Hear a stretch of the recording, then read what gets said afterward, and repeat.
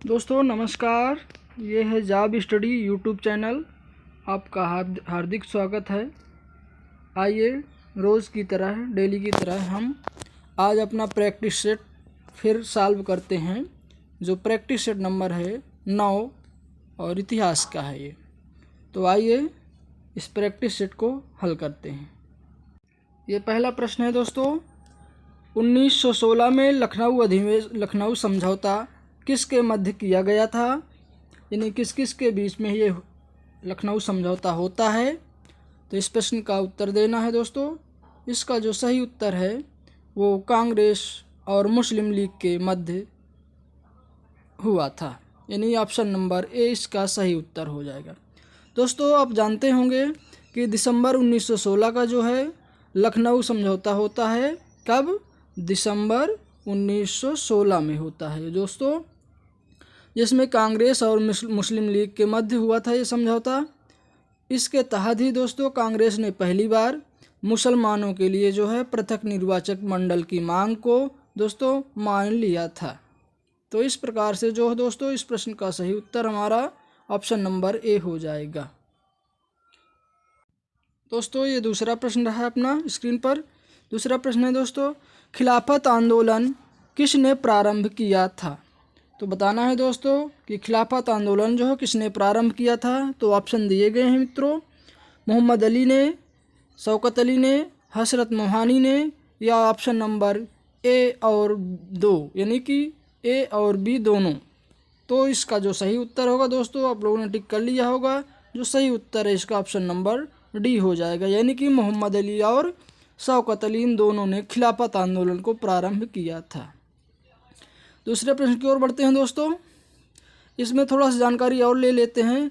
जो ये खिलाफत आंदोलन था मित्रों 1919 से लेकर 1924 तक चला था।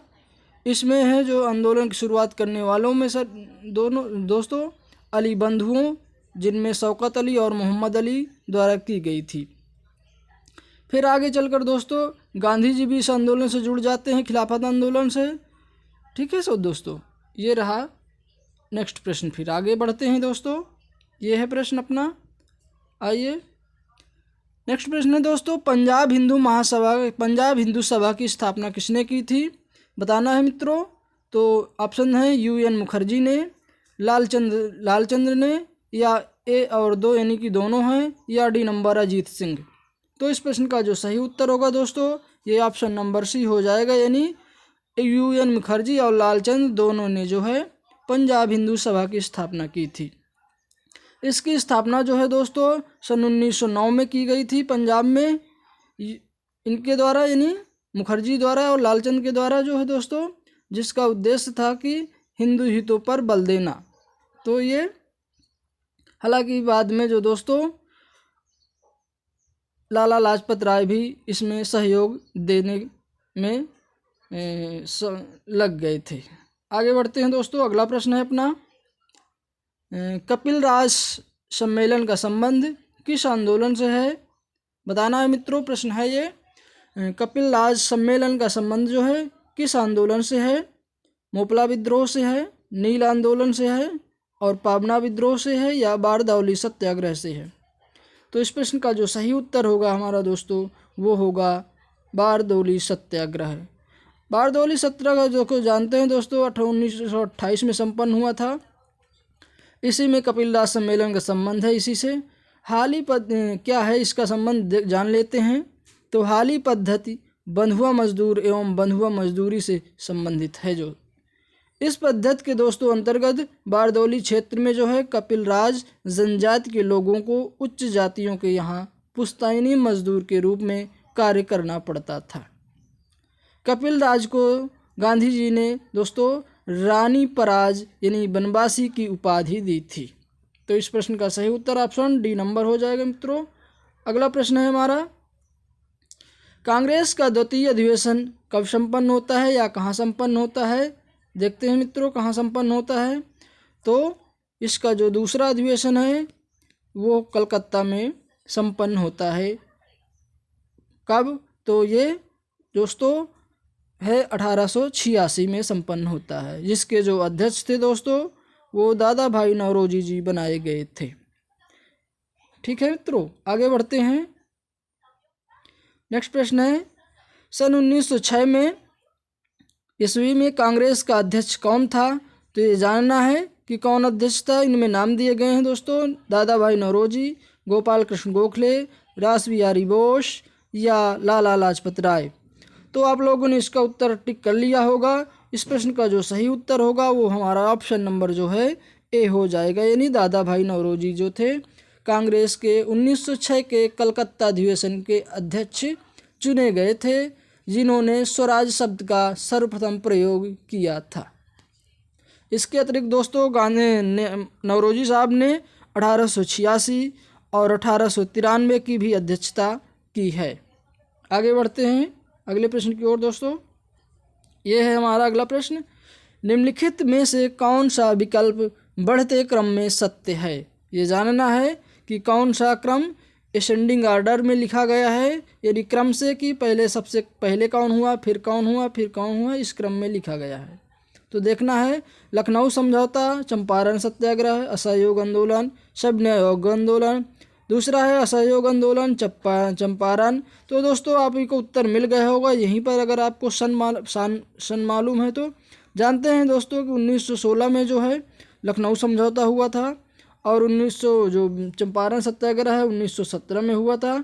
तो यहाँ पर हम लिखते चलते हैं, ये 1920 का है, ये 1920 में हुआ था, और असहयोग आंदोलन जो है दोस्तों 1930 का है। तो इस प्रकार से ये क्रम में लिखे गए हैं। तो इस प्रश्न का जो सही उत्तर है दोस्तों वो हमारा ऑप्शन नंबर ये ए हो जाएगा। आगे बढ़ते हैं। नेक्स्ट प्रश्न है, ये रहा हमारा दोस्तों अगला प्रश्न। ये है मित्रों, नीचे दिए गए वक्तव्य दिए गए हैं, जिनमें से एक को कथन और दूसरे को कारण कहा गया है। तो इसको फिर दोस्तों सॉल्व करना है। कथन है हमारा क्या है, गदर पार्टी की स्थापना लाला हरदयाल ने सन 1913 में की थी। सही है गलत, इसका परीक्षण आपको करना है। दूसरा कारण है जो दोस्तों लिखा हुआ है उसका उद्देश्य, यानी गदर पार्टी का उद्देश्य भारत में लोकतांत्रिक राज्य की स्थापना करना था। ये सही है गलत है, इसका आपको समझकर उत्तर देना है। तो ए सही है या आर गलत है, या आर सही है किंतु ए गलत है, या दोनों सही हैं किंतु आर ए की सही व्याख्या करता है, और या दोनों सही हैं किंतु आर ए की सही व्याख्या नहीं करता है। तो इस प्रश्न का जो सही उत्तर होगा मित्रों वो हमारा हो जाएगा ऑप्शन नंबर सी, यानी ए और आर दोनों सही हैं किंतु आर ए की सही व्याख्या करता है। दोस्तों ये सत्य है कि 1913 में गदर पार्टी की स्थापना लाला हरदयाल सिंह ने अमेरिका के एक नगर था जो सैन फ्रांसिस्को था, सैन फ्रांसिस्को के एस्टोरिया में जो दोस्तों किया था। और उद्देश्य क्या था कि ब्रिटिश साम्राज्य को जड़ से उखाड़ फेंकना और फिर उसके बाद भारत में लोकतांत्रिक राज साम्राज्य की स्थापना करना था। तो ये ऑप्शन सही है दोस्तों, उत्तर सी नंबर हो जाएगा। आगे दूसरा प्रश्न हल करते हैं दोस्तों। ये है नेक्स्ट प्रश्न हमारा, निम्नलिखित में से नौरोजी भाई यानी दादा भाई नौरोजी के लगभग साथ साथ किन दो अन्य नेताओं ने धन बहिर्गमन की बुराई की ओर संकेत किया है? ये देखना है दोस्तों, इसका और कूट के माध्यम से उत्तर आपको देना है। नंबर ए है B.R. अम्बेडकर या R.S. बोस, R.R. बोस, या सी नंबर रानाडे साहब या रोमेश चंद्र बनर्जी। तो इसका जो सही उत्तर होगा दोस्तों, आप लोगों ने शायद टिक कर लिया होगा, जो इसका सही उत्तर होगा मित्रों वो क्या हो जाएगा, इसका जो हमारा सही उत्तर होगा वो ऑप्शन नंबर जो है सी हो जाएगा, यानी कि रानाडे और ये रोमेश चंद्र दत्त, R.C. दत्त के नाम से भी जाना जाता है। इनकी पुस्तक इकोनॉमिक हिस्ट्री ऑफ इंडिया है दोस्तों। और रानाडे ने भी अपना ये धन बहिर्गमन सिद्धांत समकक्ष यानी गांधी उनके दादा भाई नौरोजी के समकक्ष में प्रस्तुत किया था। डेन वेल्थ थ्योरी जो है दोस्तों दादा भाई नौरोजी ने की है। इन्होंने यह बताया है कि भारत से अंग्रेज जो है धन का बहिर्गमन किस प्रकार करते हैं, इस सिद्धांत में ये बताया गया है। और सर्वप्रथम इस सिद्धांत को जो है दोस्तों प्रस्तुत करने का कार्य जो है दादा भाई नौरोजी ने 1867 में ही कर दिया था।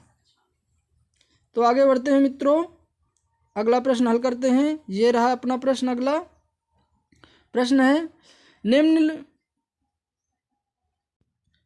दोस्तों अगला प्रश्न हमारा ये रहा, निम्न पुरास्थलों में कौन सा महाराष्ट्र में नहीं स्थित है। ये देखना है दोस्तों। इसके उत्तर दिए गए हैं 4 विकल्प के रूप में। नेवासा है, और इनाम गांव है दोस्तों, दायमाबाद है, माहेश्वर है। तो ये बताना है कि कौन सा स्थल जो है महाराष्ट्र में नहीं स्थित है। तो इसका उत्तर आप लोगों ने टिक कर लिया होगा। इसका जो संबंध नहीं है दोस्तों, माहेश्वर है, यानी ऑप्शन नंबर जो है डी हो जाएगा इसका सही उत्तर। माहेश्वर जो है दोस्तों ये मध्य प्रदेश के खरगोन जिले में पड़ता है। ऐतिहासिक नगर है जो कि, और पर्यटन स्थल भी है, और यह नर्मदा नदी के किनारे पर बसा हुआ है। दोस्तों माहेश्वर को महिष्मती नाम से भी जाना जाता है। प्राचीन काल में जो है दोस्तों यह शहर होलकर राज्य की राजधानी भी रह चुका है। माहेश्वर का हिंदू धार्मिक ग्रंथों में रामायण और महाभारत में दोस्तों इसका उल्लेख मिलता है। तो ये ध्यान रखें, जो दोस्तों माहेश्वर नगर है वो ऐतिहासिक है, जिसको महिष्मती भी कहा जाता था, जो एमपी के यानी मध्य प्रदेश के खरगोन जिले में बसा हुआ है, नर्मदा नदी किनारे बसा है। अगला प्रश्न रहा ये दोस्तों अपना, निम्नलिखित में किसने उत्तर प्रदेश में प्रथम नवपाषाण उपकरण प्राप्त किया था। निम्नलिखित में किसने उत्तर प्रदेश में प्रथम नवपाषाण उपकरण प्राप्त किया था। तो जानना है, जी.आर. शर्मा है, मार्टिन व्हीलर हैं, या रॉबर्ट ब्रूट फूस हैं, और या ले मसूरिये जी हैं। तो इसका उत्तर आप लोगों ने टिक कर लिया होगा दोस्तों। इस प्रश्न का जो सही उत्तर है दोस्तों वो ले मसूरिये है, यानी कि ऑप्शन नंबर डी हो जाएगा। दोस्तों आप जानते होंगे कि नवपाषाण या नियोलिथिक शब्द का प्रयोग सबसे पहले जो है जॉन लुबाक ने किया था 1865 में अपनी पुस्तक प्री हिस्टोरिक टाइम में किया था। दोस्तों नोट करते चलें कि विश्व के संदर्भ में जो है दोस्तों नवपाषाण का जो युग है, समय है दोस्तों 9000 ईसा पूर्व का प्रारंभ किया जाता है, माना जाता है। लेकिन भारत में जो है दोस्तों इसकी शुरुआत को 7000 ईसा पूर्व में माना जाता है। अब दोस्तों देख लेते हैं कि 1860 में जो है ले मसूरिये जी ने प्रथम प्रस्तर उपकरण जो है दोस्तों उत्तर प्रदेश की टोंस नदी घाटी में प्राप्त किया था। कहाँ पर दोस्तों, तो ये टोंस नदी घाटी है, यूपी, ठीक है। ये 1860, ये पॉइंट नोट करते चलें मित्रों। आगे बढ़ते हैं। अगला प्रश्न ये रहा अपना स्क्रीन पर, 30 मई 1863 को रॉबर्ट ब्रूस फूट ने मद्रास के पास जो है स्थित पल्लवरम से किस पुरापाषाणिक परंपरा के उपकरण खोजे थे। प्रश्न है हमारा, 30 मई 1863 को रॉबर्ट ब्रूस फूट ने मद्रास के पास स्थित पल्लवरम से किस पुरापाषाणिक परंपरा के उपकरण खोजे थे। तो उत्तर दिए गए हैं 4 विकल्प के रूप में। ब्लेड ब्यूरिन परंपरा के थे, या ब्लेड फ्लेस्क स्क्रेपर परंपरा के थे, या हैंडेक्स क्लीवर परंपरा के थे, या माइक्रोलिथिक परंपरा के थे। ये दोस्तों प्रश्न बहुत ही इम्पोर्टेंट है, जो कि पाषाणिक काल से पाषाण काल से संबंधित है। इन प्रश्न को नोट डाउन करते चलें आप लोग, जो आपको टीजीटी, पीजीटी, यूपीएससी और एलटी ग्रेड जीआईसी में परीक्षा में सहायक होंगे। तो इस प्रश्न का दोस्तों सही उत्तर ऑप्शन नंबर सी हो जाएगा, यानी रॉबर्ट ब्रूस फूस ने मद्रास के पास जो पल्लवरम स्थान से है दोस्तों हैंडेक्स क्लीवर परंपरा के पुरापाषाणिक उपकरणों को खोजा था। आगे बढ़ते हैं दोस्तों। ये प्रश्न है अपना, भारत में सर्वप्रथम पूर्व पाषाणकालीन उपकरण रॉबर्ट ब्रूस फूट को मिला था। कब मिला था, इसका उत्तर हमने अभी ऊपर प्रश्न में दे दिया है, तो आपने भी इसका टिक लगा लिया होगा। तो इसका जो सही उत्तर हो जाएगा मित्रों 1863 हो जाएगा, यानी ऑप्शन नंबर बी सही है। आगे बढ़ते हैं। प्रश्न है अपना, 1863 में मित्रों रॉबर्ट ब्रूस फूट को हस्त कुठार कहाँ से मिला था। तो इस प्रश्न का भी उत्तर अभी हमने जो व्याख्या किया है दोस्तों उसमें हमने बता दिया है, अर्थात ये पल्लवरम में इसका जो है मिला था। आगे मित्रों अगला प्रश्न है अपना, ये प्रश्न अपना दोस्तों है, निम्नलिखित में से किस हड़प्पा बस्ती में डाक यार्ड का पहला प्रमाण पाया गया था। बताना है मित्रों कि हड़प्पा कालीन कौन सी ऐसी बस्ती थी जहां डाक यार्ड अर्थात बंदरगाह पाया गया है। तो लोथल है दोस्तों, मालवन है, बाबरकोट है और धौलावीरा है। तो इस प्रश्न का जो सही उत्तर है, आप लोगों ने टिक लगा लिया होगा। इस प्रश्न का सही उत्तर जो है ऑप्शन नंबर ए है, अर्थात लोथल है। मित्रों, लोथल जो है स्थान ये गुजरात में सरगवल गांव के पास साबरमती और इसकी सहायक नदी भोगवा नदी के बीच खंभात की खाड़ी में स्थित है, जिसको खोज जो है दोस्तों 1954 और 55 में SR राव जी ने किया था। लोथल की सबसे महत्वपूर्ण उपलब्धि दोस्तों पक्की ईंटों का ये बना हुआ विशाल आकार का जो है घेरा है, जिसे राय महोदय ने जहाज़ों की गोदी या डाक यार्ड की संज्ञा दी है। तो इस प्रश्न का सही उत्तर ऑप्शन नंबर ए हो जाएगा। अगले प्रश्न की ओर बढ़ते हैं तो देखते हैं दोस्तों, ये लिखा हुआ है, यानी कि ये रोमन अंक हुए, इसमें से निम्नलिखित में से किस स्थल से पुरातत्व संबंधी निष्कर्षों से पता चलता है कि कुशल मानक शिल्पकार द्वारा 7002 BCE तथा दंत चिकित्सा का अभ्यास किया जाता है। तो ये बहुत ही कठिन प्रश्न है दोस्तों। इस प्रश्न का उत्तर 4 दिए गए हैं, धौलावीरा, मेहरगढ़, बाबरकोट और लोथल। लेकिन इस प्रश्न का जो सही उत्तर होगा दोस्तों वो मेहरगढ़ होगा, यानी ऑप्शन नंबर 20 का उत्तर होगा। इसके संबंध में और जान लेते हैं दोस्तों। वर्तमान समय में जो बलूचिस्तान प्रांत के मेहरगढ़ में पुरातत्वविदों ने पाया कि हड़प्पा काल के सिंधु घाटी सभ्यता के लोगों को चिकित्सा और दंत चिकित्सा का ज्ञान था। आगे बढ़ते हैं मित्रों, ये अगला प्रश्न है अपना, निम्नलिखित में से कौन सी सभ्यता सिंधु घाटी सभ्यता की अर्थव्यवस्था से जुड़ी हुई नहीं थी। बताना है कि कौन सी ऐसी व्यवस्था थी जो सिंधु घाटी की अर्थव्यवस्था से जुड़ी हुई नहीं थी, या कह सकते हैं दोस्तों कि उसके समकालीन नहीं थी, या कि उसका भारत की सिंधु हड़प्पा घाटी की सभ्यता से कोई संबंध नहीं था। तो देखते हैं दोस्तों कौन सा उत्तर सही होगा। फारस, दक्षिण पूर्व एशिया, चीन या मेसोपोटामिया। तो इस प्रश्न का आप लोग टिक कर लिया होगा। इस प्रश्न का जो सही उत्तर है दोस्तों दक्षिण पूर्व एशिया और चीन दोनों हैं। तो इस प्रकार इस प्रश्न का जो सही उत्तर होगा ऑप्शन नंबर, यानी कि चीन भी हो जाएगा, सी भी और बी, यानी कि इस प्रश्न के जो उत्तर हैं दोस्तों वो सी, बी और सी दोनों हो जाएंगे। ये दोस्तों आगे बढ़ते हैं, या इसको थोड़ा सा व्याख्या देख लेते हैं इसकी। मित्रों, सिंधु सभ्यता जो था वो व्यापार प्रधान था, जिसकी व्यवस्था थी। इस सभ्यता में व्यापार जो है जो दोस्तों जल और थल दोनों माध्यमों से किया जाता था। मध्य एशिया, फारस की खाड़ी, उत्तरी पूर्वी अफगानिस्तान, ईरान, बहरीन द्वीप, मेसोपोटामिया, मिस्र, क्रीट आदि के साथ इसका जो है दोस्तों व्यापार होता था। आगे बढ़ते हैं, हड़प्पा छवियों और लेखन का मुख्य स्रोत कौन सा था। हड़प्पा छवियों और लेखन का मुख्य स्रोत क्या था। तो इस प्रश्न के भी 4 विकल्प दिए गए हैं पारंपरिक रूप से, और देखना है कि कौन सा उत्तर आपका सही होगा। तो देखते हैं, नंबर ए है मोहर, नंबर बी है बकरे की चित्रकारी, नंबर सी है तांबे की पट्टी और नंबर डी है दोस्तों चट्टान। तो बताइए कि हड़प्पा छवियों और लेखन का मुख्य स्रोत कौन सा था। तो आप लोगों ने टिक कर लिया होगा मित्रों, ऑप्शन नंबर इसका जो है ए हो जाएगा, यानी कि मोहर। ठीक है। सैंधव लिपि एवं सैंधव धर्म की अधिकतम जानकारी जो है मित्रों वो मुहरों से प्राप्त होती है। मुहरों को ही हड़प्पा संस्कृत की सर्वोत्तम कलाकृति माना जाता है। इनको यानी हड़प्पा संपदा की सभ्यता की जो ये मुहरें जो हैं दोस्तों सर्वोत्तम कृति मानी जाती हैं। मोहरों पर जो है मित्रों सर्वाधिक अंकन पीपल वृक्ष का मिला है, और उसके बाद जो है दोस्तों एक श्रृंगी पशु का मिला है।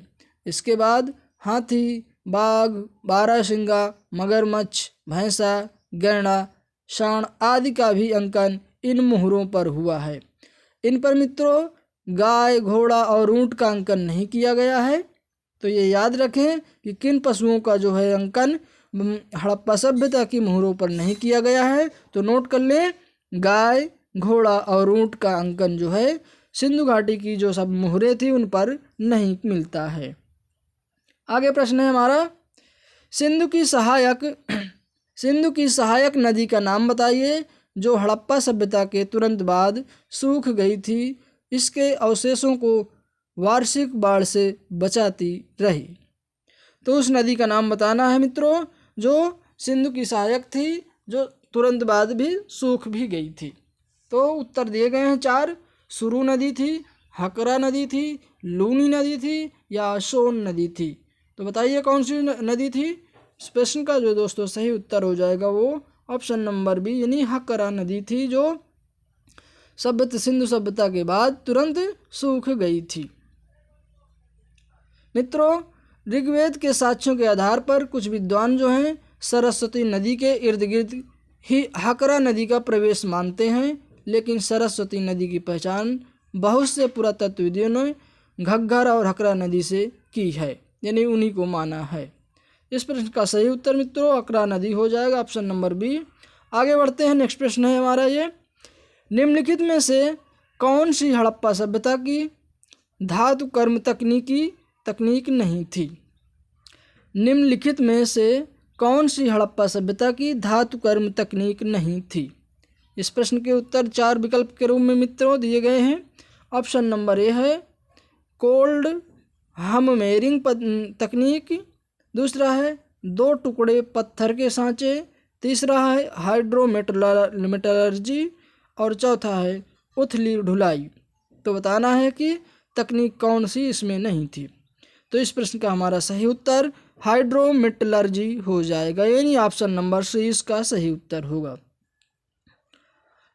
आगे बढ़ते हैं मित्रों,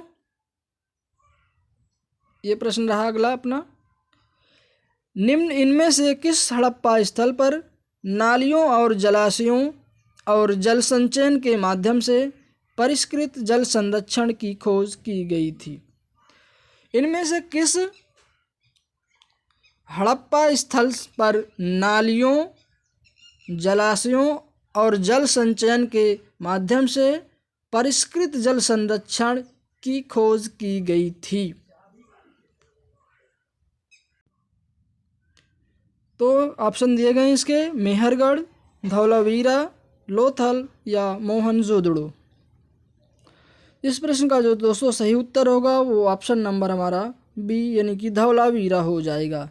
दोस्तों धौलावीरा जो है गुजरात के कच्छ के रण में मनहर और मानसहेरा नदियों के मध्य खादिर द्वीप पर स्थित है। किस द्वीप पर, ये याद नोट कर लें दोस्तों, ये खादिर द्वीप पर स्थित है। कौन कौन सी नदी हैं, मनहर और मानसहेरा नदियों के मध्य में, जिसको जो खोजा था दोस्तों 1967-68 में जगपत जोशी जी ने खोदा था। धौलावीरा से जो है मित्रों उत्कृष्ट जल प्रबंधन यानी वाटर हार्वेस्टिंग के प्रमाण मिले हैं। तो इस प्रकार इस प्रश्न का जो दोस्तों सही उत्तर होगा वो हमारा ऑप्शन नंबर बी हो जाएगा। मित्रों इसमें और जान लेते हैं, मनहर और मनसर नदियों के जो संगम पर डैम एक बनाया गया था, इसमें जो है जल संग्रह दोस्तों किया जाता था, वर्षा जल का भी इसमें संग्रहण होता था और इसमें 31 और 32 सीढ़ियाँ होती थी जो जलाशय विशेषज्ञ उल्लेखनीय प्रमाण देते हैं। आगे बढ़ते हैं मित्रों, अगला प्रश्न ये रहा अपना, निम्न में से कौन सा बौद्ध परंपरा में भावी बुद्ध माने जाते हैं।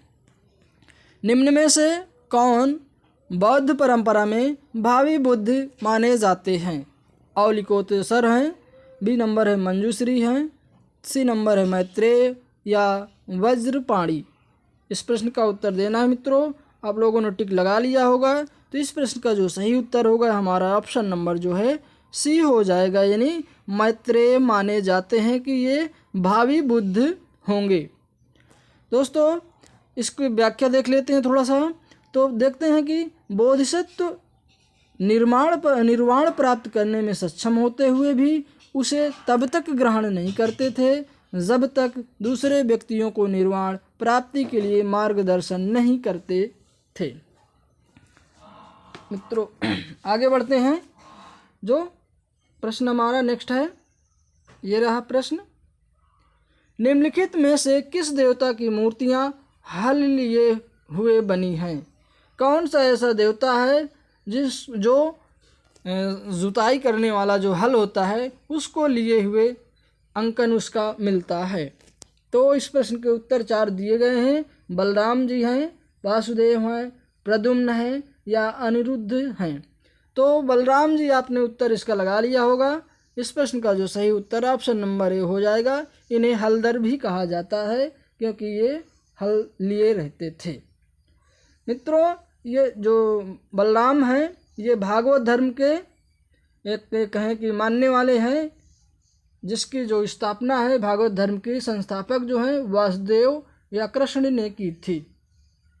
दोस्तों भागवत धर्म में ही 5 रात धर्म माना जाता है, जो कि कृष्ण के अतिरिक्त 3 अन्य देवताओं की भी उपासना की जाती है। जो बलराम जो दोस्तों हैं संकर्षण उनको कहा जाता है, प्रद्युम्न हैं, अनिरुद्ध हैं। इन्हीं चारों देवताओं को जो है दोस्तों चतुर्व्यूह की संज्ञा भी दी जाती है। आगे बढ़ते हैं मित्रों। अगला प्रश्न ये रहा अगला प्रश्न। नीचे दिए गए कथन हैं और इनको फिर आपको कूट के माध्यम से मित्रों उत्तर देना है। ये रहे प्रश्न। ना कथन है अपना, सांख्य दर्शन के अनुसार जो है दोस्तों 25 आधारभूत तत्व हैं, जिनमें से पहला प्रकृति और दूसरा पुरुष है। सही है गलत है, इसका परीक्षण करना है आपको। दूसरा कथन है बादरायण का ब्रह्मसूत्र वेदांत दर्शन परंपरा का आधारभूत ग्रंथ है। इसको भी परीक्षण करिए। अब बताइए कि कौन सा उत्तर अपना सही होगा। तो इसको परीक्षण कर लिए होंगे आप लोगों ने दोस्तों। इस प्रश्न का जो सही हमारा उत्तर होगा वो ऑप्शन नंबर जो है डी हो जाएगा। यानी कि जो मित्रों कथन ए है वो हमारा गलत है और कथन दूसरा जो है वो मित्रों सही है। इस प्रकार इस प्रश्न का जो सही उत्तर ऑप्शन नंबर डी हो जाएगा। मित्रों आप जानते हैं कि सांख्य दर्शन का जो प्रवर्तक है महर्षि कपिल को माना जाता है। चूंकि इसमें 25 आधारभूत तत्वों का विवरण मिलता है, अतः इसे सांख्य का दर्शन कहा जाता है। तो ये रहा अपना अगला प्रश्न। इनमें से कौन प्रारंभिक भारत के जनक जाने माने शैव थे? यानी कौन ऐसे व्यक्ति हैं जो शैव धर्म का अनुसरण करते थे? तो दिगल काडवर्को हैं, तिरुमूलर हैं, तिरुमंगय हैं और तिरुमलिसय हैं। तो इसका उत्तर देना है। तो इस प्रश्न का दोस्तों सही जो उत्तर होगा ऑप्शन नंबर हमारा बी हो जाएगा। यानी कि केवल ए और बी सही हैं, जो कि शैव धर्म को मानने वाले थे।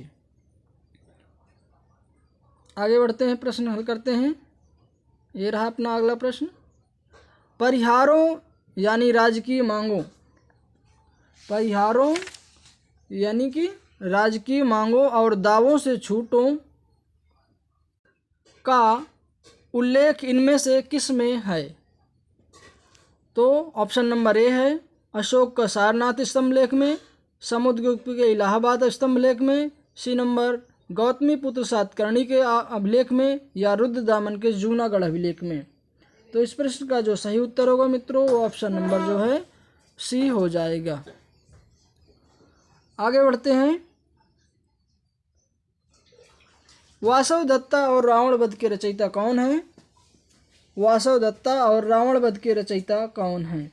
ऑप्शन नंबर भारवी और माघ, बी नंबर सुबंधु और भट्टी, सी नंबर माघ और भर्तहरि और डी नंबर भवभूति हैं। इस प्रश्न का जो सही उत्तर होगा मित्रों आपने टिक कर लिया होगा। जो सही उत्तर है ऑप्शन नंबर बी होगा। आगे बढ़ते हैं। प्रश्न है हमारा, निम्नलिखित को उनके कालक्रम के अनुसार व्यवस्थित करना है दोस्तों। तो आप लोग व्यवस्थित करिए इसको। गोंडोफर्निस, मेनांडर, रुद्रदामन, चेस्टन आदि को व्यवस्थित क्रम में लगाना है। तो आप लोगों ने इसको व्यवस्थित कर लिया होगा। तो इस प्रश्न का जो दोस्तों सही उत्तर होगा हमारा, वो ऑप्शन नंबर जो है बी हो जाएगा। यानी कि जो मेनांडर है यूनानी शासक थे, पहले वो आता है, फिर पहला जो है पर्थियन वंश, और फिर जो है दोस्तों और फिर है चेस्टन, रुद्रदामन, और फिर जो है चेस्टन, ये कंवर्धक वंश हैं। इस प्रकार से इस प्रश्न का जो दोस्तों सही उत्तर होगा ऑप्शन नंबर बी हो जाएगा। आगे बढ़ते हैं। भारतवर्ष या भारतवर्ष का प्रथम अभिलेखिक संदर्भ प्राप्त होता है। यानी भारतवर्ष का सर्वप्रथम जो है अभिलेखिक संदर्भ किस में मिलता है? धनदेव के अयोध्या अभिलेख में, हेलियोडोरस के बेसनगर अभिलेख में, या रुद्रदामा के जूनागढ़ अभिलेख में, या खारवेल के हाथी गुम्फा अभिलेख में। तो आप लोगों ने इसका टिक कर लिया होगा मित्रों। इस प्रश्न का सही उत्तर हमारा ऑप्शन नंबर डी हो जाएगा। यानी प्रथम शताब्दी ईसा पूर्व के उत्तरार्ध में दोस्तों प्राकृत भाषा में लिखा गया जो खारवेल का है हाथी गुम्फा अभिलेख, उड़ीसा के भुवनेश्वर नामक स्थान पर मिला है, क्योंकि उदयगिरि पहाड़ी है, वहाँ से प्राप्त हुआ है, और इसी में जो दोस्तों भारतवर्ष का सर्वप्रथम उल्लेख मिलता है। आगे बढ़ते हैं मित्रों। ये रहा अपना प्रश्न, और इस प्रैक्टिस सेट का लास्ट प्रश्न है दोस्तों। नासिक गुहा संख्या 10 के अभिलेखानुसार, नासिक गुहा संख्या 10 के अभिलेखानुसार शक और सातवाहन काल में अक्षय नीति पर ब्याज दर क्या था? तो ये प्रश्न है दोस्तों। इसके 4 विकल्प दिए गए हैं। 6 से 9% था, बी नंबर 9 से 12%, या 12 से 16%, या 15 से 18%। तो इस प्रश्न का जो दोस्तों सही उत्तर है, आपने टिक लगा लिया होगा। इस प्रश्न का सही उत्तर 9 से 12% था। ये रहा अपना प्रैक्टिस सेट मित्रों। दोस्तों अगर हमारी वीडियो आपको अच्छी लगी हो तो इसको सब्सक्राइब, चैनल जाब यू स्टडी को ज़रूर